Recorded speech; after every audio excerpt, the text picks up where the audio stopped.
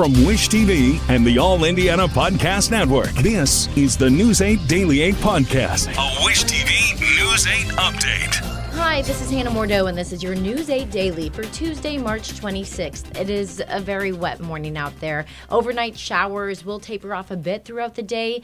Temps are mild, but be ready. Another round of activity could feature isolated, strong to severe storms with a lot of wind. So that's going to be later on this afternoon. Do keep your Storm Track 8 weather app handy to stay on top of the weather. Breaking news this morning in Baltimore, Maryland. A ship slams into a major bridge, sending it to the river below. Video has surfaced of the impact moment. Almost immediately, the Francis Scott Key Bridge falls into the river. It happened at around 1:30 this morning. The video comes from a live stream of the shipping channel. Authorities believe several cars plunged into the river. This morning on daybreak, the fire chief in Baltimore said 2 people were pulled from the water. One refused treatment, and the medics took the other to the hospital in very serious condition. The chief also says crews were looking for at least 7 people who may have been on the bridge, but he says that number could change as the daylight hours expands the search area. We are still very much in an active search and rescue posture at this point, and we will continue to be for some time. We have a large area that we have to search. This includes on the surface of the water, subsurface, as well as on the deck of the ship itself. The Coast Guard's primary mission right now is search and rescue, looking for any survivors in the water. On scene, we currently have 3 small boats. We also have Coast Guard Cutter Mako, an 87-foot patrol boat. We have a helicopter from Air Station Atlantic City, and we're working with numerous federal, state, and local partners on scene on these search and rescue efforts. The chief says sonar has indicated that there are vehicles in the water. As for conditions of anyone who may be in the water, NOAA says the water temperature was about 47 degrees at the time.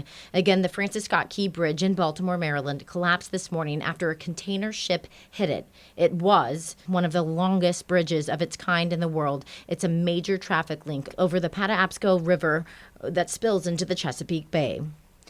We have more breaking news this morning. A fire destroyed a dental center in Columbus, Indiana. Firefighters say it happened just before 4 this morning. Authorities tell us they did their best to fight the flames inside the building, but the situation quickly got worse. Firefighters were able to get much of the fire contained in about an hour. The fire department shared some photos of the scene. Much of the roof was destroyed. No one was injured, though. We are working to learn more about how that fire started. Licensing records obtained by News 8 showed that state officials denied a request to transfer the alcohol license of the bar at the center of the city's latest mass shooting, where an officer and 4 other people were shot. Off-duty IMPD officers were working as security at the 1111 Bar and Grill when they shot and killed a man who opened fire in the parking lot early Sunday morning. Police say all of the victims are expected to survive. The bar is where the Fusion Ultra Lounge used to be. According to the State Alcohol and Tobacco Commission, the bar was in the process of transferring Fusion's liquor license, but the Marion County Board recommended against that transfer at a recent meeting, saying officials weren't satisfied with the owner's explanation of past inspections. When we asked you about it, you could have said that is our intent as a professional business. We are going to have entertainment, but you didn't bring that up. The bar's owner is appealing, so the bar was still allowed to operate. A new cement plant in Mitchell is set to get up to $500 million in clean energy federal funding from the U.S. Department of Energy. Leaders with Heidelberg Materials say the new plant will integrate full-scale carbon capture, transport, and storage at the site. It's part of the Biden administration's plan to move the heavy manufacturing industry toward creating net zero carbon emissions. It's going to become the most sustainable operation in the history of the world in terms of building cement, which is the foundation for so many projects, as I mentioned earlier. And to be able to capture and store is really turning a corner and proving that it can be done. And we Hoosiers like to pride ourselves on getting stuff done. And this is on a scale like never witnessed before. The Mitchell project is one of 33 plants across 20 states to get this federal money. IU and Notre Dame are both in the Sweet 16 of the NCAA Women's Tournament. For the Hoosiers, it took a late-night rally led by the team's all-time leading scorer to make it happen.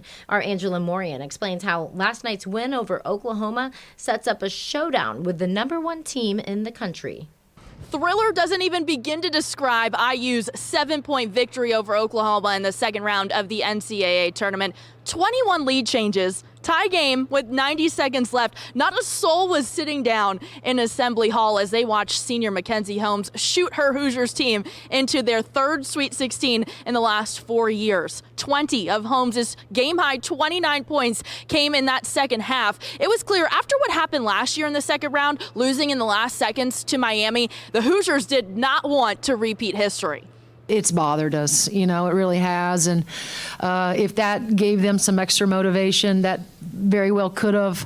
I selfishly wanted Mac and, like I said, Sarah and Ariel to win their last game in the hall. But to be able to do it, for a trip to the Sweet 16 makes it even, sweeter. It feels awesome. I mean, we all had a chip on our shoulder from the feeling that we felt last year. We all were coming into this game, really motivated that we didn't want what happened last year to happen again. So I think that was basically, we don't want to experience that. And tonight, we played with confidence, we played together, and we got the win, so it's good. It's hard to put into words how much this place means to me, but, just taking it all in and taking no moment for granted and knowing that, I've gotten to, play my last game here, and it was a very, very special one.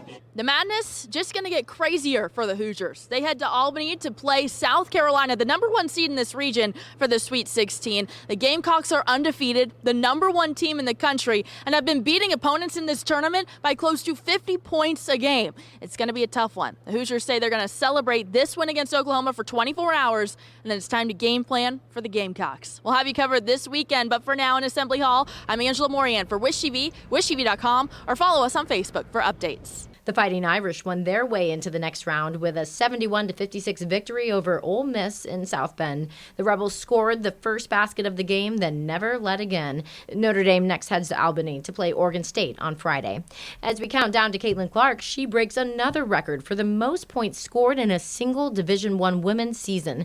We're only 20 days away until the Indiana Fever could choose Clark with the first pick in the WNBA draft. Yesterday, Clark and the Iowa Hawkeyes also joined the team from Indiana in making the Sweet 16. Clark scored 32 points in her last home game, a tough second-round matchup with West Virginia.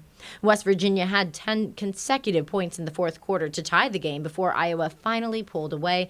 Iowa won 64-54. Clark and the Hawkeyes will play Colorado this Saturday in Albany, New York as well. Indiana State tries to keep its NIT magic alive tonight in the quarterfinals. The Sycamores host Cincinnati and Terre Haute. ISU beat Minnesota, also at the Holman Center Sunday. A win tonight would set up a trip east on I-70 to Indianapolis to play the NIT semifinals at Hinkle Fieldhouse 1 week from today. In Pacers Watch, Pascal Siakam puts up another strong night to lead Indiana to a win over the Clippers. Siakam had 31 in a 133-116 victory. Pacers have another road game tomorrow night against the Bulls in Chicago before coming home for 2 games. Bloomington's plans for the total solar eclipse include a famous face that has flown through space both on TV and in real life. Actor William Shatner will be a part of the events at Memorial Stadium. His most famed role is Captain Kirk on Star Trek. He's also set a record as the oldest person to fly in space at 90 years old on a Blue Origin flight in 2021. Got a chance to talk with him during a special question and answer session. The magic of the eclipse, the extraordinary events it all took in the heavenly bodies to cause this eclipse should make us ponder the mystery of existence. The Bloomington event is called the Hoosier Cosmic Celebration. Pioneering astronaut Mae Jemison and singer Janelle Monáe are also set to appear. Happening today, the Supreme Court is set to hear its first abortion case since the 2022 reversal of Roe v. Wade.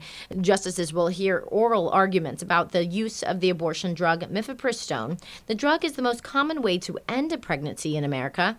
The case examines whether the FDA's decision to allow women to get the drug by mail and telehealth jeopardizes women's health. Just because you are sitting in California does not mean that you are not violating the laws of Florida, Texas, and 30 other states. Health providers who support the drug warned that restricting access could undermine the FDA's drug approval process by allowing the courts to second-guess the agency's scientific judgments. Former President Donald Trump gets a last-minute reprieve in one of his legal battles. Trump was given more time to post bond in his New York civil fraud trial. An appeals court also cut the amount that he owes from $464 million to $175 million. In a separate case, Trump is now scheduled to face his first criminal trial on April 15th. Trump faces 34 felony charges in New York City related to an effort to cover up hush money payments to an adult film actress. During the 2016 campaign, the woman said she and Trump had an affair. The Department of Homeland Security has searched 2 properties of Sean Diddy Combs. It's part of an ongoing sex trafficking investigation. Agents searched Combs' home in Miami and his home in Palm Springs. It is not yet clear if Combs is the target of the investigation. Officials are declining to give any specifics. In recent months, though, several people have filed sexual assault lawsuits against him. He has denied doing anything wrong. This has been your News 8 Daily from Wish TV. I'm Hannah Mordeau. Watch us on wishtv.com and follow us on Facebook for updates. This is the News 8 Daily 8 podcast, a Wish TV News 8 update on demand. For even more, on demand and on the go, connect with Wish TV on Facebook at wishtv.com and on the free Wish TV mobile app. Thank you for listening, and be sure to like, subscribe, and follow this podcast for updates every weekday morning on the All Indiana Podcast Network and wherever you get your podcast.